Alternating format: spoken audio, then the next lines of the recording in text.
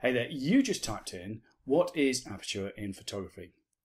Hi, my name's Ivan Eyre, although most of my friends know me as Ozzy, and a little while ago I started a home business so that I could spend more time following my passion, which is photography, along with doing other stuff such as spending more time with my family. Now, if you've seen already my video on what is the exposure triangle, you'll know that aperture is one of the three elements that makes up that exposure triangle. And we just want to look at that in a little bit more detail today. So to do that, I'm going to grab this old camera here. I collect old cameras, I'm afraid. And take off the lens, and I'll explain to you. Now, the word aperture simply means opening. And the aperture of a lens can either be opened or closed. Now, that's one of the ways that we allow more or less light to fall on either the sensor in a digital camera or the film in an old-fashioned film camera such as this one. So the aperture can, I don't know if you're going to be able to see that on there, I hope that's been picked up by the camera, but as I twist a ring on this lens, you'll see it opens or closes. Now, that's the way you change the aperture in an old-fashioned camera such as that. In a more modern camera, typically speaking, you would use a scroll wheel, something like that, on the camera body itself and change it electronically. But essentially, they both do the same thing. They either let more or less light in. Now, why would you want to do that? Well, as you're no doubt aware, light varies in its intensity. So it could be a bright sunny day, or it could be a sort of a dull dusk time. So you need to get enough light onto the image sensor or the film to register an image. But there are other reasons why we might use that. Because it actually not only affects the amount of light that's passing in, but it affects the way the image is read by the sensor or the film. I don't know if you've seen it. Have you ever seen in portrait photography, have you noticed that quite often, while the face in the portrait is very pin-sharp focus, the immediate background and beyond is all blurry. It's a great effect because it makes that portrait really pop out from its background. Well, that's done by changing the aperture.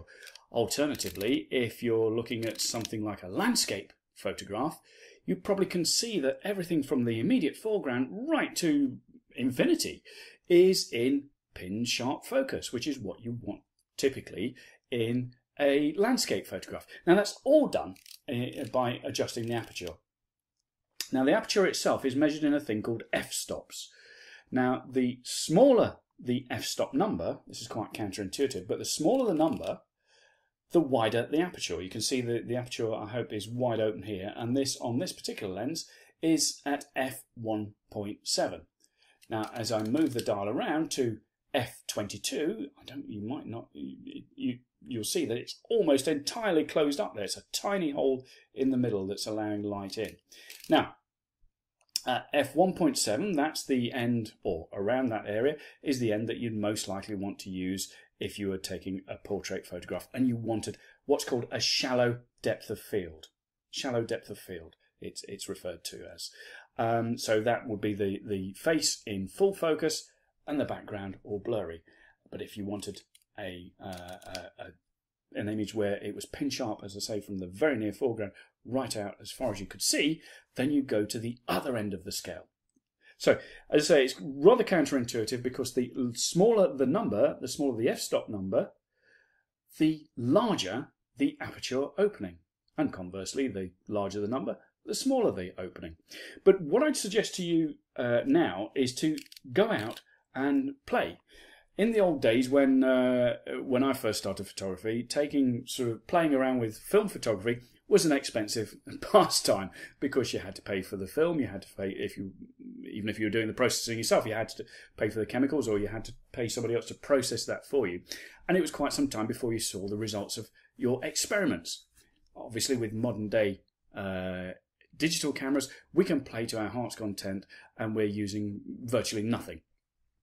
So go out, and what I'd suggest you do is take photographs of the same subjects, but at different aperture settings.